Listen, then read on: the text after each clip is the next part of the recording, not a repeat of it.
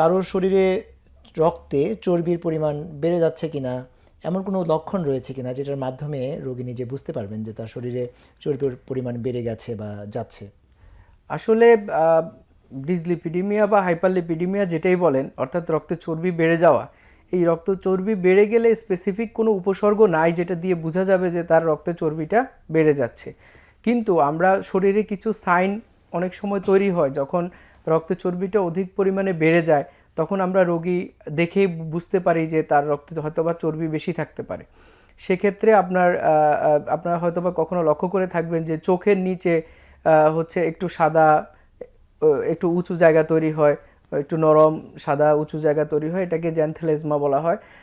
তা এটা দেখে কিন্তু আমরা বুঝতে পারি। অনেক সময় চোখের ভিতরে যে কালো কর্নিয়াটা আছে আমাদের, এই কর্নিয়ার চারপাশে সাদা চর্বি জমা হয়, সেটাকে কর্নিয়াল আর্কাস বলা হয়। সেটাও কিন্তু আপনি একজন মানুষকে দেখেই বুঝতে পারবেন যে তার হয়তোবা চর্বি জমা হচ্ছে।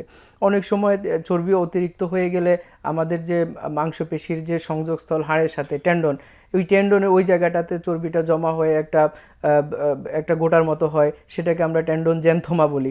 এই জিনিসগুলো দেখে কিন্তু আমরা ধারণা করতে পারি যে একজন মানুষের চর্বি বেশি থাকে। আবার আরেকটা জিনিস হচ্ছে, যেমন ট্রাইগ্লিসারাইড যদি বেড়ে যায়, তাহলে কিন্তু রোগী আপনার কাছে অন্যান্য উপসর্গ নিয়ে আসতে পারবে।